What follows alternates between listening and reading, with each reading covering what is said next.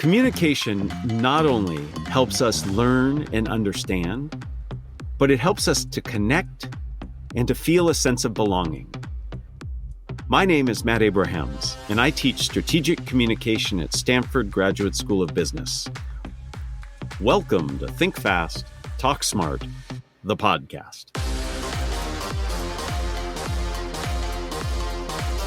Today I look forward to speaking with Geoffrey Cohen. Jeff holds many appointments at Stanford. He is a professor of organizational studies in education and business at the Graduate School of Education.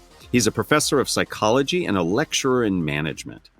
Jeff's research focuses on applying research-based interventions to pressing social problems. He recently released a new book called Belonging: The Science of Creating Connection and Bridging Divides. Welcome, Jeff. Thanks for being here. I am really excited for our conversation. Thank you, Matt, for having me. So let's go ahead and get started. Can you define what you mean by belonging? It's a great question. I could go on at length, but let me give a quick answer. Belonging is the sense of being included and accepted by a larger group. It's that feeling we get when we feel like we're part of a larger whole that accepts us for who we are in the ideal state. So it's both a state and a process, a noun and a verb. And it seems like in both of those, both the noun and verb version, that there are lots of benefits that it confers on us. What are some of those? How does belonging help us? Well, as human beings, we are fundamentally social creatures, and we've evolved to kind of have a social orientation because we need each other to survive and to thrive.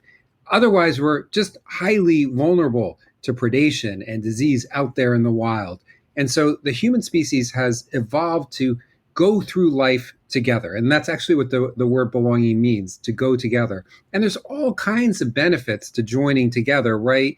We can solve common problems together. We can do together what, as individuals, we could only imagine doing. We're capable of great projects and products. But also, in addition, down to our very biology, we crave connection. When we don't have it, when we feel disconnected from the rest of humanity, this what's called a state of loneliness, it actually does biological damage. It's one of the most toxic social environmental factors out there. To not have that sense of connection with other people does great biological damage and seems to be one of the major contributors to disease and mortality and early death. So I would say that the benefits to belonging are that we can together do more than we can as individuals, but also biologically, psychologically, that sense of connection is so woven into our DNA that if we don't have it, we suffer. Belonging and feeling connected sound like they're absolutely critical to just being human. And it sounds like from a benefit side, there are productivity benefits, but there are also psychological, relational benefits. And certainly there are biological challenges if you're lonely and not connected or feeling a sense of belonging. And I can only imagine that there are lots of mental consequences. It strikes me that belonging can come in two different varieties, at least. There's a big B belonging where we feel connected to others at a deep emotional and fundamental way, as we do with our lifelong friends and family, but also a little B belonging where we feel connection in a more superficial-like way. For example, followers we have on social media that we've never met, or someone who shares a birthday with us, or even somebody who likes the same sports teams as we do. Does a little B belonging help us in the same way as big B belonging does? Big B belonging is better.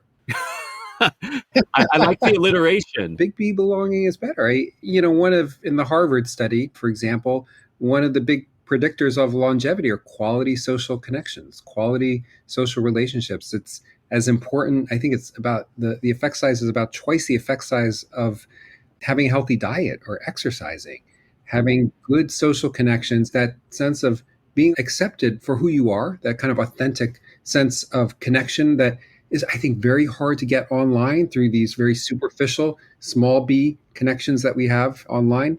That sense of being accepted for who we are, that authentic connection is really, really important. But also that sense of being of service to others, being someone who matters, who's important to other people.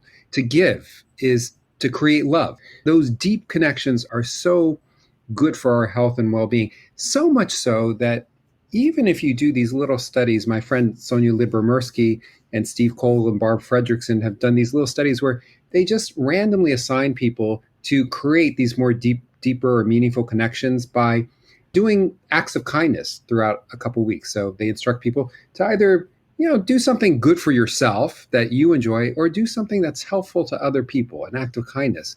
Then they look at biological markers of inflammation, and they find that inflammation is much lower among those people who engage in these acts of kindness, of service to others.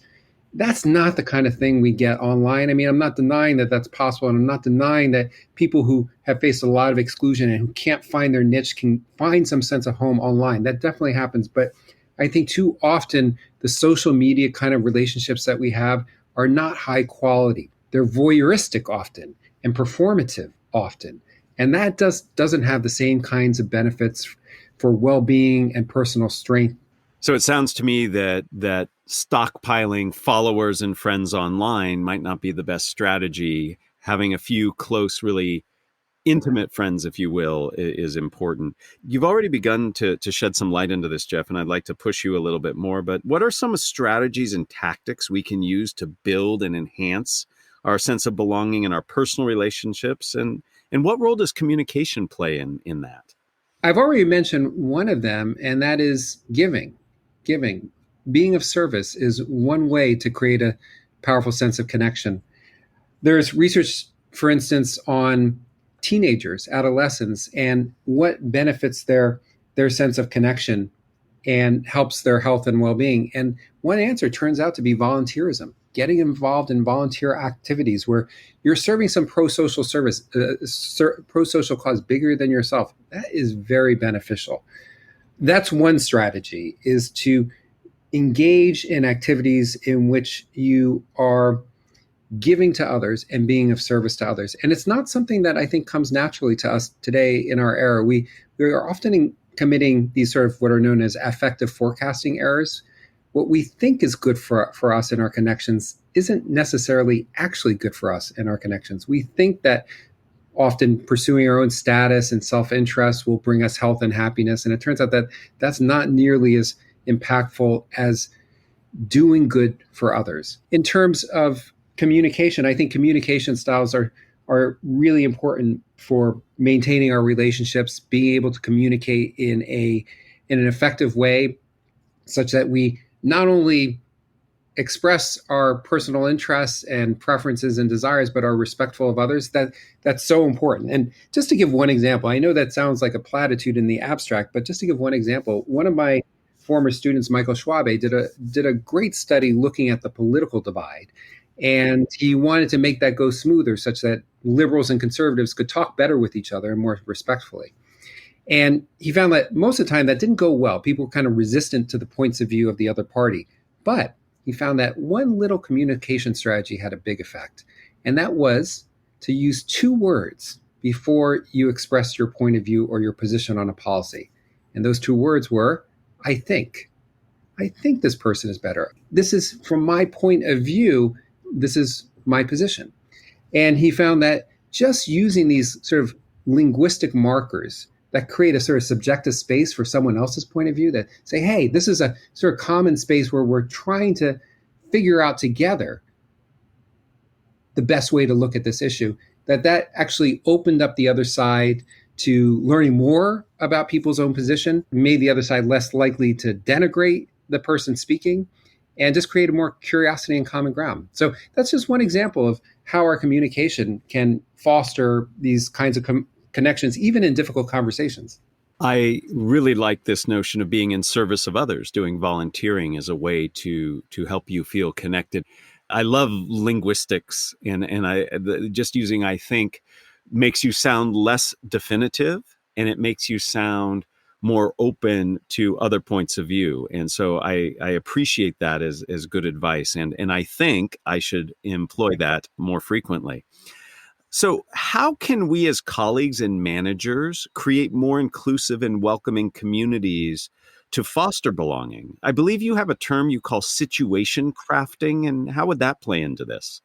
Situation crafting refers to the art and the science of creating situations that are conducive to a sense of belonging and that bring out people's personal and collective best. And it's based on this insight from social psychology about the power of situations. So, oftentimes, when we're looking out there in the world trying to figure out the causes of behavior, we blame people. We overestimate the importance of things like ability and character, these sort of internal traits, and we underestimate the importance of the situation. Like people may have some circumstance that we don't know about that's affecting how they're dealing. A lot of times, students, for instance, act out in class because they're feeling uncertain about their belonging in school, uncertain about how they're seen. And it's not so much that they are troublemakers, but rather the situation of school creates this feeling of alienation in them that leads them to behave in these ways that are just not healthy for themselves and for the school. So by changing the way we act, what we say, what we do, we can change situations for the better, often, sometimes even in profound ways. For instance, Greg Walton and I did a little study where we were looking at how to create more belonging among students, college students making the transition into college, which is often a time of huge belonging uncertainty where people are uncertain about whether they belong and whether they can find a home.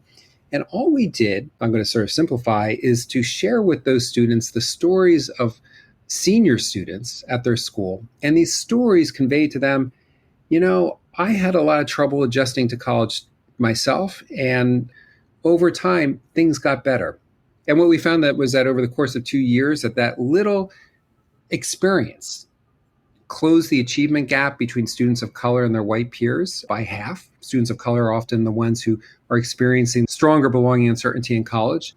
You also brought up as a great point of where communication comes in. Helping people craft stories that they can then share with others is important. And creating an environment where it's okay to share vulnerability can help as well. And I can imagine organizations could set up opportunities to get together, like affiliation groups, et cetera, to invite people to come connect. So if there's a group of people at work who like to exercise, they could go for a run together. Or if there are people interested in learning about a new topic, as managers and colleagues, we can invite people in to feel that sense of belonging. Is that a reasonable thing to do? I think so. And I think our theories of what makes people happy don't often include that. And our theories of what makes workers and employees productive often don't include those little opportunities for seemingly meaningless connection, but it's not really meaningless. I mean, I would often find as a young professor that I could feel intense belonging uncertainty when I was starting out. I really felt, with all the silverbacks there at the university I was at the time, that I wasn't sure if I belonged. And then, yet I'd be going to the copy room and bump into a student in my class, and we'd have a little conversation about the class or a reading, and suddenly I'd feel better. I'd feel better. I'd even feel more energized. And I think that's what these what social psychologists call passive contacts do. You meet at the water cooler. You join a little club to do something together, like exercise or enjoy a hobby together. These things that we don't really have good theories for explaining why they make people healthier, why they make people more productive. They actually really do matter. So I think you're absolutely right. And I think managers and leaders can create those opportunities for connection. And they can also, just through inquiring about people's interests and values, asking good questions. I just want to get to know you better. Also create that. Thank you for that. I think everybody can tick off that list of things they can do at work as managers, as colleagues, to really help people. I want to flip the coin a little bit here. When Robert Cialdini was a guest, we talked about ways people can use our deep connections with others and our sense of belonging and need to belong as a way to manipulate or to influence or persuade us, which leads me to wonder, is there a dark side to belonging that we should be concerned about?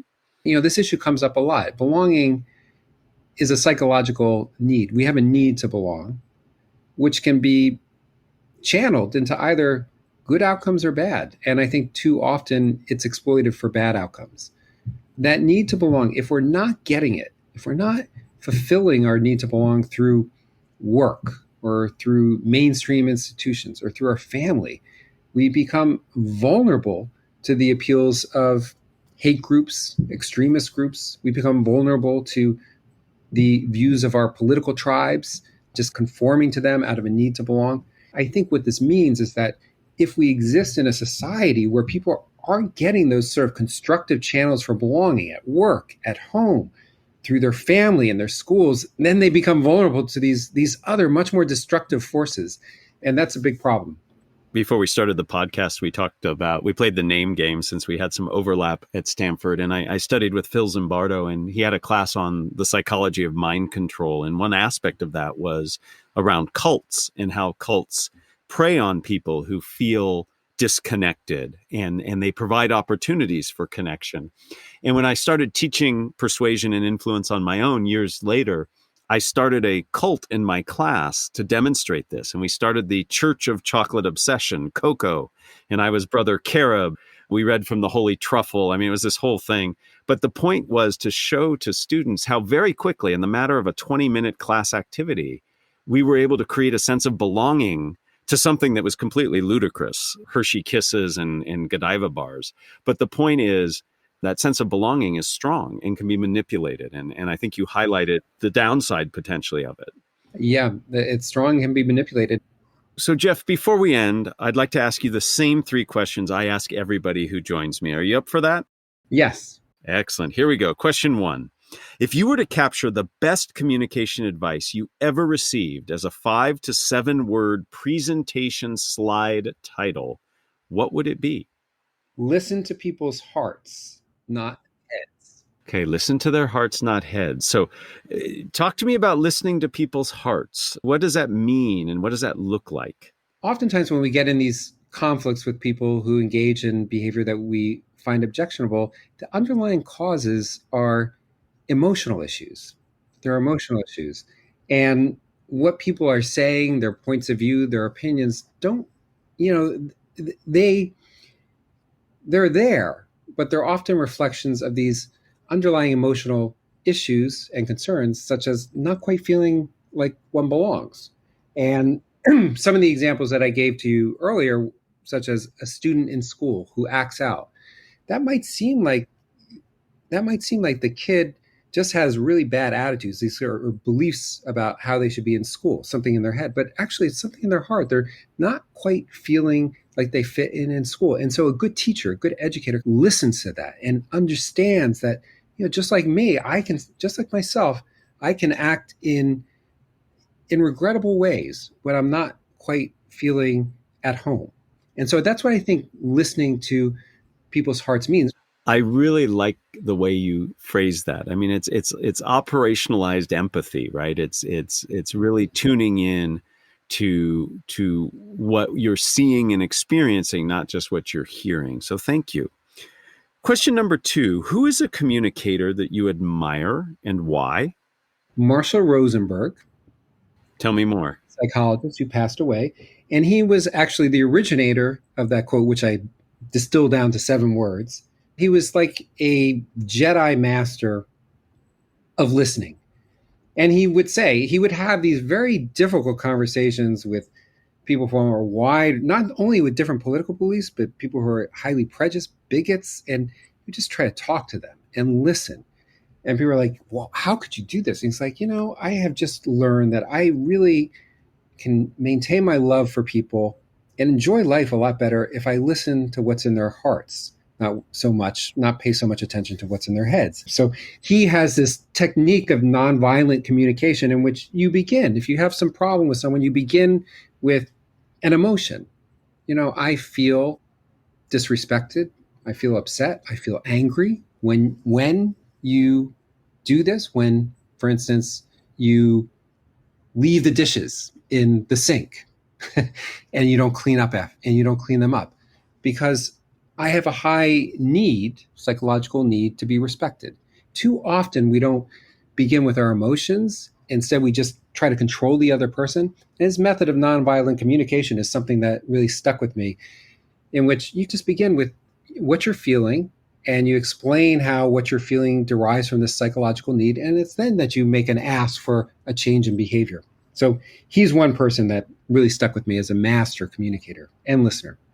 And that's exactly what I was going to point out. I asked the question about a communicator, and you went to somebody who starts communication by listening. And that's often forgotten, right? We often think about the words people speak or write or sing. And in fact, listening is a super powerful, if not more powerful, way to communicate at first.